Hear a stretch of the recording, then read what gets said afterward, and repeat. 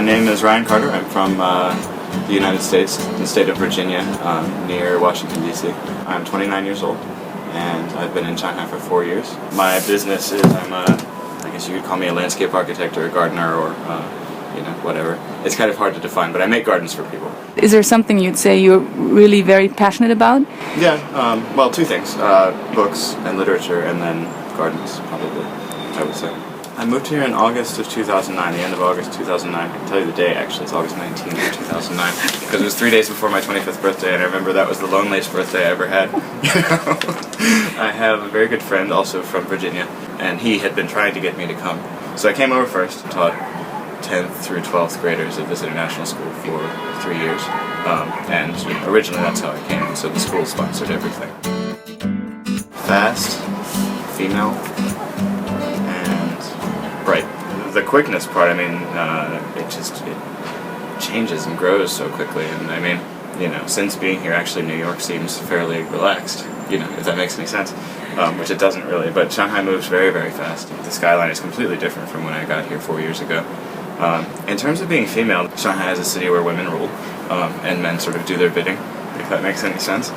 It's a place where, shopping and glitz and all of these things are very popular in theater and theatrics and sort of, coyness. And I guess, this is perhaps not the most politically correct explanation of things, but it somehow fits here. In terms of being glitzy, I think that sort of goes along with what I was just saying. I think one thing that struck me is how cheap and good the food is here. You can really have a very good meal for very little money, and, I think most of the people that I know who are expats here don't actually cook because, there's not a whole lot of point, unless you want to be, say, a vegetarian. But there's a lot of things about Chinese culture and the way that Chinese people act toward each other that was different, there's just not as much respect for individuality. Personal space is something that's not really respected, and I don't mean to put that in a negative way, but it's just like everyone expects to be sort of closer together, for instance. That was difficult for me, being cramped into an elevator with 20 people, where in America, once you got to a certain number of people, the next people would wait. Some of the things that you hear about China and Shanghai, the spitting, the yelling, people are loud here. Some of those characteristics about, the way that people treat each other here are probably the things that I like least. There's a lot of situations where if you're not related to somebody, if you're not in their family, or if you're not, don't have any kind of guanxi, which is the word for a relationship with them, then people just sort of pretend that you don't even exist. And in business situations and things like this, it can, cause a lot of trouble.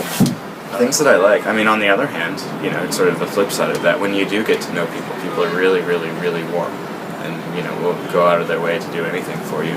And also just the place where we are. The architecture here, somebody with an interest in the aesthetic and in visual aesthetics and building things, and the architecture here is unparalleled, both the old stuff and the new stuff. Shanghai has, for instance, one of the best remaining assemblages of, period Art Deco architecture in the world. I kind of always have known that I wanted to be an expat, but I went to boarding school for high school, so I started living away from home very early. So that was never really difficult for me.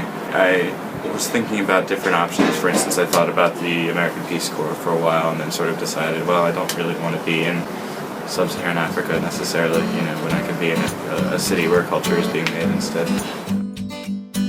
Watch the entire interview on What's It Like TV. Our interviewee shares personal experience about all aspects of living abroad. For example, what's it like to integrate and make friends? What's it like at work and in business? What's it like to live in the city? What's it like to bring a partner and kids? We have prepared for you hundreds of candid real-life accounts of expatriates who are actually there. It is almost as if you call them directly. So see you on What's It Like TV and get all your answers before you move.